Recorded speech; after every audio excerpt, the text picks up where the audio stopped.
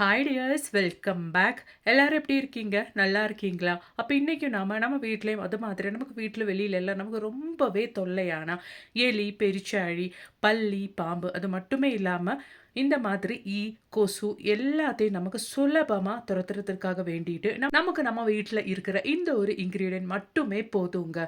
அப்போ வீடியோ எல்லாருமே ஃபுல்லாக ஸ்கிப் பண்ணாமல் பாருங்கள். அப்போ நமக்கு டைம் வேஸ்ட் பண்ணாமல் நேராக வீடியோக்குள்ளே போயிடலாம்.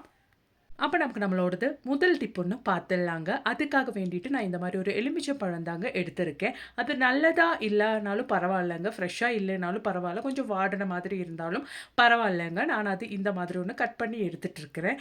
அதுக்கப்புறமேட்டு நம்ம இந்த ஒரு எலுமிச்சம்பழத்துக்கு மேலே கிராம்பு தாங்க இந்த மாதிரி நம்ம குத்தி வைக்க போகிறோம். நம்ம குத்தி வைக்கும்போது கரெக்டாக இந்த மாதிரி நீங்கள் குத்தி வச்சுக்கோங்க. இந்த மாதிரி நீங்கள் லெமனில் கிராம்பு குத்தி வைக்கிறதுனாலேயே நம்ம செய்ய போகிற இந்த ஒரு டிப்புனாலேயே நம்ம வீட்டில் பல்லி தொல்லை, கரப்பான் தொல்லை மட்டுமே இல்லாமல் கொசு தொல்லையெல்லாம் 100% இல்லாமல் பண்ணிடலாங்க.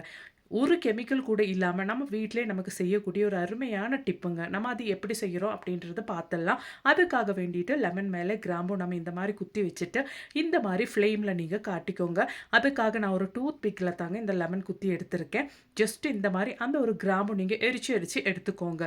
அந்த டைமில் வர ஒரு ஸ்மெல் இருக்குது பாருங்கள், அந்த லெமனில் இருந்தும் அந்த கிராம்பும் சேர்ந்து எரிஞ்சு அந்த ஒரு ஸ்மெல்லு தாங்க நம்ம வீட்டில் எவ்வளோ பல்லி தொல்லை, கரப்பான் தொல்லை, கொசு தொல்லை இருந்தாலும் இருக்கவே இருக்காதுங்க.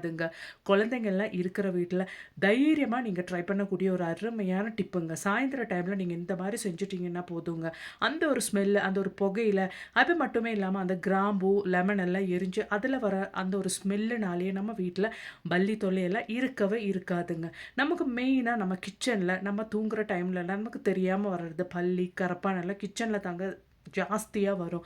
அந்த மாதிரி இருக்கிற பட்சத்தில் நம்ம கிச்சனில் நம்ம அடுப்புக்கு கீழே அப்படி இல்லைன்னா கேஸ் ஸ்டோப்புக்கு கீழே இந்த மாதிரி நீங்கள் கிராம்பு குத்தி வச்ச லெமன் வச்சுட்டிங்கன்னா 100% நம்ம வீட்டில் அதுக்கு மேலே கொசு தொல்லை, பல்லி தொல்லை, கரப்பான் தொல்லை, அது மட்டுமே இல்லாமல் கண்ணுக்கு தெரியாத இன்செக்ட்ஸ் தொல்லையெல்லாம் இந்த ஸ்மெல்லுக்கு போயிருங்க. கண்டிப்பாக நீங்களும் ட்ரை பண்ணி பாருங்கள். பிடிச்சிருந்தா மறக்காமல் ஒன்று லைக் பண்ணுங்கள் ஃப்ரெண்ட்ஸ்.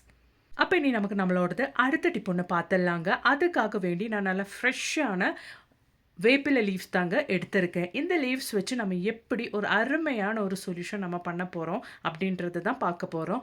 அது மட்டுமே இல்லாமல் இப்போ நிறைய வைரஸ் மறுபடியும் ஸ்ப்ரெட் ஆக ஆரம்பிச்சிருச்சு. நம்ம இந்த மெத்தடில் ஒரு சொல்யூஷன் ரெடி பண்ணி நம்ம வீட்டில் வச்சுட்டோன்னா 99% அந்த மாதிரி வைரஸ்ல இருந்தெல்லாம் நம்ம தப்பிச்சிடலாங்க.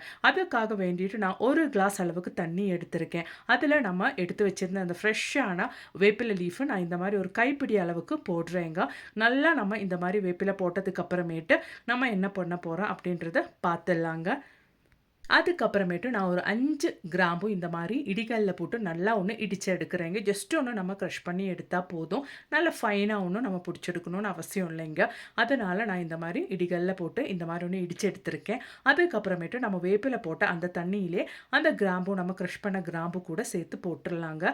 இதுக்கப்புறமேட்டு நம்ம நல்லா ஒன்று இது கொதிக்க வைக்க போகிறோம். அதுக்காக வேண்டிட்டு நான் இந்த மாதிரி அடுப்பில் வச்சு இந்த ஒரு வேப்பிலையும் அது மாதிரி கிராம்பும் போட்டு நல்லா கொதிக்க வைக்க போகிறேங்க. அதோடவே நான் ஒரு 3/4 டீஸ்பூன் அளவுக்கு உப்பு சேர்க்குறேங்க. உங்ககிட்ட கல்லுப்பு இருந்தால் அது கூட நீங்கள் சேர்த்துடலாங்க. அதுக்கப்புறமேட்டு நல்லா அந்த ஒரு வேப்பிலை நல்லா கொதித்து வெந்து வர அளவுக்கு நல்லா நம்ம கொதிக்க வச்சிடலாங்க. அந்த தண்ணியோட கலரெல்லாம் சேஞ்ச் ஆகும்போதே நமக்கு தெரிஞ்சிடும் இந்த வேப்பிலை நல்லபடியாக கொதித்து வெந்து வந்துருச்சுன்னு. அந்த டைமில் நம்ம ஃப்ளேம் ஆஃப் பண்ணிடலாங்க. பாருங்கள், நமக்கு இப்போவே தண்ணி நல்லா கலர் சேஞ்ச் ஆகுது. அப்போ நம்ம வேப்பிலையும் நல்லா வெந்து அந்த தண்ணியில் அதோட எசன்ஸ் எல்லாம் இறங்கிருச்சு அப்படின்றது அர்த்தம். நம்ம இந்த டைமில் ஃப்ளேம் ஆஃப் பண்ணிடலாங்க. லைட்டாக தண்ணி ஒன்று ஆறுனதுக்கு அப்புறமேட்டு நாம் 1 லிட்டர் அளவுக்கு தண்ணி ஊற்றுறோங்க. அதாவது நம்ம இப்போ 1 கிளாஸ் தண்ணி தான் சேர்த்துருக்கோம். அதில் நம்ம 1 லிட்டர் அளவு ஆகிறதுக்கு தகுந்த மாதிரி தண்ணி ஊற்றிக்கிறோம். அதுக்கப்புறமேட்டு ஒரு 1/4 மூடி அளவுக்கு டெட்டால் தாங்க நம்ம சேர்க்க போகிறோம். அந்த ஒரு டெட்டால் கூட ஊற்றுனதுக்கு அப்புறமேட்டு நல்லா மிக்ஸ் பண்ணிக்கோங்க. அதுக்கப்புறமேட்டு நம்ம 1 டேபிள் ஸ்பூன் அளவுக்கு ஆப்பிள் சிடர் வினீகர் கூட சேர்த்து கொடுத்துடலாங்க. இந்த ஆப்பிள் சிடர் வினீகர் நமக்கு நம்ம வீட்டில் ஃப்ளோர்லலாம் இருக்கிற கண்ணுக்கு தெரியாத இன்செக்ட் ஜெம்ஸ் எல்லாம் அதெல்லாம் இல்லாமல் பண்ணுறதுக்கு நமக்கு ரொம்பவே ஹெல்ப் பண்ணுங்க. ஆப்பிள் சிடர் வினிகர் கூட சேர்த்து கொடுத்ததுக்கு அப்புறமேட்டு நல்லா இந்த மாதிரி ஒன்று மிக்ஸ் பண்ணி விட்டுக்கோங்க. அதுக்கப்புறமேட்டு நம்ம இதில் கற்பூரம் தாங்க சேர்த்து கொடுக்க போகிறோம். ஒரு 2 கற்பூரம் நம்ம இந்த மாதிரி எடுத்துட்டு அது கூட இந்த தண்ணியில் நம்ம பொடிச்சு சேர்த்துடலாங்க. அவ்வளோதான், நம்ம சொல்யூஷன் இங்கே ரெடி ஆயிருச்சுங்க. இப்போ மறுபடியும் நிறைய வைரஸ் எல்லாம் ஸ்ப்ரெட் ஆக ஆரம்பிச்சிருச்சு. நிறைய குழந்தைங்களுக்கு, ஸ்கூல் போகிற குழந்தைங்களுக்காக இருந்தாலும் நிறைய கோல்டு ஃபீவர் எல்லாம் வர்றதுக்கு ஆரம்பிச்சிருச்சுங்க.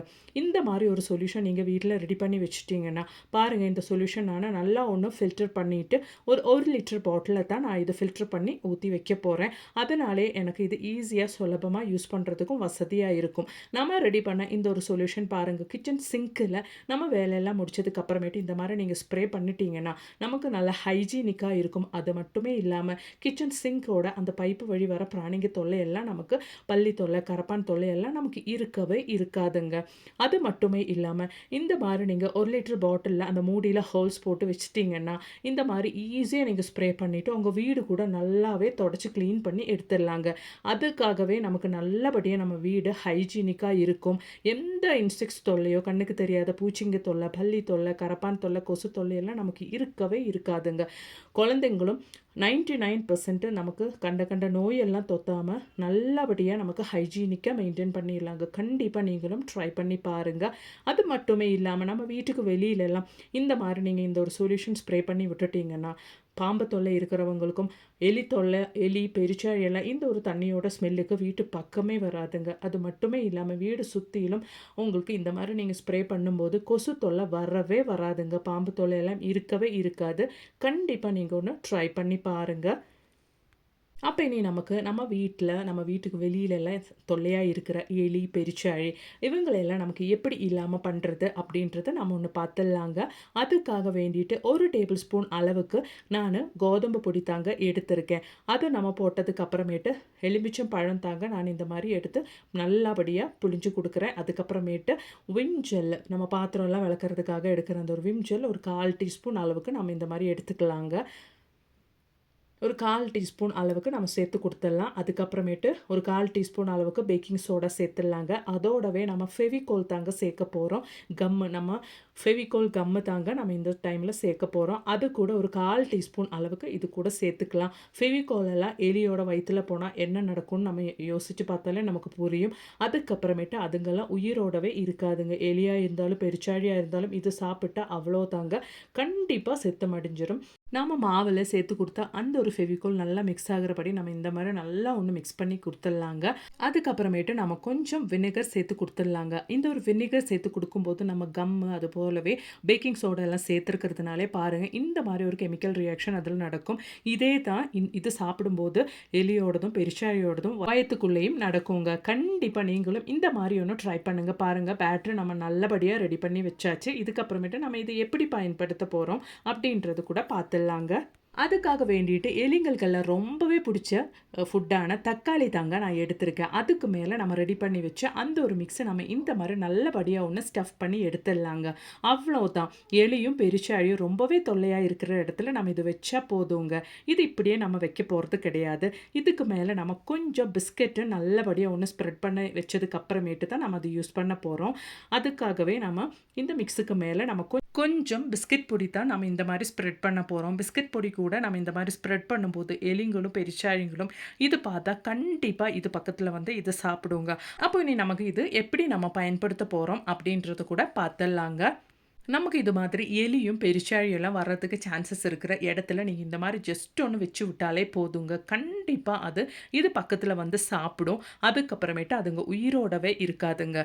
அந்த ஒரு கெமிக்கல் ரியாக்ஷன் எலியோடதும் பெருச்சாழியோடதும் வயிற்றுக்குள்ளே நடக்கவும் அதுக்கப்புறமேட்டு உயிரோடு இல்லாமல் போயிருங்க. கண்டிப்பாக நீங்களும் இது மாதிரி ஒன்று ட்ரை பண்ணி பாருங்கள். இந்த ஒரு வீடியோ உங்களுக்கு மிகவும் பயனுள்ளதாக இருந்துச்சுன்னு தோணுச்சுன்னா மறக்காம ஒன்று லைக் கூட பண்ணி சப்போர்ட் பண்ணுங்கள். தேங்க்ஸ் ஃபார் வாட்சிங்.